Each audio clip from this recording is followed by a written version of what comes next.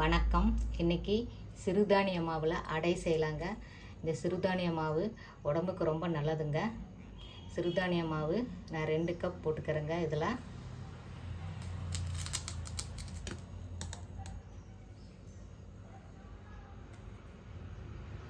இந்த சிறுதானிய மாவு லைட்டாக வறுத்து தாங்க போடணும். அப்போ தான் பச்சை வாசம் அடிக்காது. நம்ம எப்போவுமே அரிசி மாவு, அரிசி இல்லைன்னா கோதுமை இது தாங்க எடுத்துக்குவோம். நம்ம அரிசி கோதுமை மாவை விட சிறுதானிய மாவு ரொம்ப நிறைய சத்து இருக்குங்க. அதில் ஏராளமான சத்துக்கள் நிறைய இருக்குங்க. அதனால் இது எல்லாருமே சாப்பிடணுங்க. குழந்தைங்க, பெரியவங்க எல்லோரும் இதை சாப்பிடணுங்க. அப்போ தாங்க நம்ம ஹெல்த்தியாக இருப்போம். இன்றைக்கி நம்ம சிறுதானியத்தில் அடை செய்யலாங்க. இந்த மாவோட சோம்பு, ஓமப்பொடி, சீரகம், மஞ்சள் பொடி, மிளகாய் பொடி, பெருங்காயப்பொடி, உப்பு இது எல்லாமே இந்த மாவில் போட்டுக்கலாங்க. இந்த சோம்பு, ஓமம், சீரகம், பெருங்காயம் இதெல்லாம் நல்ல ஜீரணம் ஆகிறதுக்காக போடுறேங்க. இந்த சிறுதானியம் டக்குன்னு ஜீரணம் ஆகிறதுக்கு லேட் ஆகுங்க. அதனால் இதெல்லாம் போட்டு ஒரு கலந்து விட்டுக்கலாங்க. இந்த மாதிரி பொடி வகைகளெல்லாம் போட்டு நல்லா கலந்து விட்டாச்சுங்க. இப்போ இந்த பொடியோட சின்ன வெங்காயம் பொடிசாக அரிஞ்சதுங்க, இது கொஞ்சம் போட்டுக்கிறேங்க. கேரட், பீன்ஸ், பட்டாணி, உருளைக்கிழங்கு.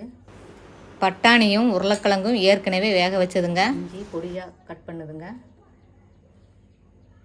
இது கூட கொஞ்சமாக முருங்கை இலைங்க. முருங்கை இலை போடலாம், இல்லைன்னா வெந்தயக்கீரை போடலாங்க. இது கூட ஏதாவது ஒரு கீரை இது கூட போட்டுக்கலாங்க. அப்புறம் மல்லி இலைங்க, ஒரு கொத்து கருவேப்பிலைங்க. கருவேப்பிலையை கிள்ளி போட்டுக்கலாங்க. இது எல்லாத்தையும் நல்லா புரட்டி விடலாங்க. இந்த மாவோட நம்ம நார்மலாக எப்போவுமே அரைச்சி வைப்போம் இல்லைங்களா, தோசை மாவு, அது ஒரு அரை கரண்டிங்க இந்த மாவோட ஊற்றிக்கிறேங்க. இந்த தோசை மாவு ஊற்றினா கொஞ்சம் சாஃப்டாக வருங்க சிறுதானிய அடை. அதனால் ஒரு அரை கரண்டி தோசை மாவு விட்டுக்கிறேன். இது கூட கொஞ்சமாக தண்ணி விட்டு புரட்டிக்கலாங்க. அடை பதத்துக்கு கொஞ்சம் கொஞ்சமாக தண்ணி ஊற்றி புரட்டிக்கலாங்க. அடை மாவு நல்லா கரைச்சாச்சுங்க. நான் கரண்டியில் எடுத்து விடுற மாதிரி கொஞ்சம் லூஸாக கரைச்சிருக்கிறேங்க. இது ஒரு அரை மணி நேரத்துக்கு அப்படியே ஊற விடலாங்க. அதுக்கப்புறமா நம்ம அடை ஊற்றலாங்க. சிறுதானிய அடை ரெடி ஆயிடுச்சுங்க. இப்போதை தோசைக்கல் ஊற்றிக்கலாங்க. தோசைக்கல் சூடாக இருக்குது, ஊற்றிக்கிறேங்க.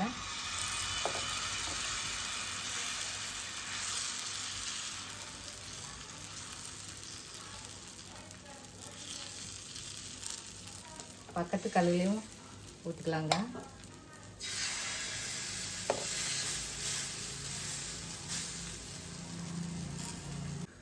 அடையில் கொஞ்சமாக ஓட்டை போட்டு விடலாங்க, எண்ணெய் ஊற்றுற மாதிரி.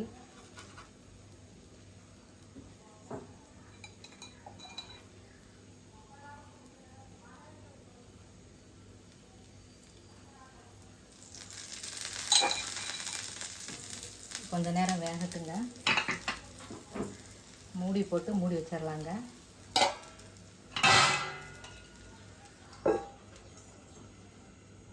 அடையை திருப்பி போடலாங்க.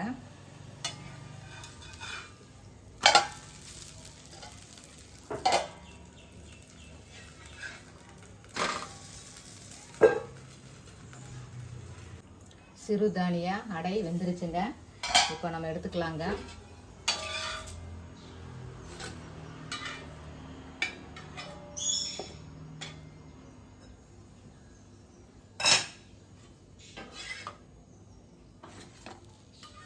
அவ்வளோதாங்க. பாருங்கள், ரொம்ப அழகாக பார்க்குறதுக்கு ரொம்ப உடனே சாப்பிடணும் போல் தோணுதுங்க. இது ரொம்ப சத்தானதுங்க, ரொம்ப ருசியாகவும் இருக்குங்க. அவ்வளோதாங்க, சிறுதானிய அடை ரெடி ஆயிடுச்சுங்க. இந்த சிறுதானிய அடை குதிரைவாலி, திணை இந்த 2 மாவில் சேர்ந்து தாங்க நான் செஞ்சேன். நீங்கள் கம்பு, சோளம், சாமை இந்த மாதிரி இருக்கிறதுலையும் செய்யலாங்க. உங்களுக்கு எந்த மாவு பிடிச்சதோ, சிறுதானிய மாவு பிடிச்சதோ அதில் செய்யலாங்க. இந்த சிறுதானிய அடைக்கு தேங்காய் சட்னி நல்லா இருக்குங்க. நான் குழம்பு வச்சுக்கிறேங்க. இந்த வீடியோ பிடிச்சிருந்தா லைக் பண்ணுங்கள், சப்ஸ்கிரைப் பண்ணுங்கள். வீடியோ பார்த்ததுக்கு நன்றிங்க.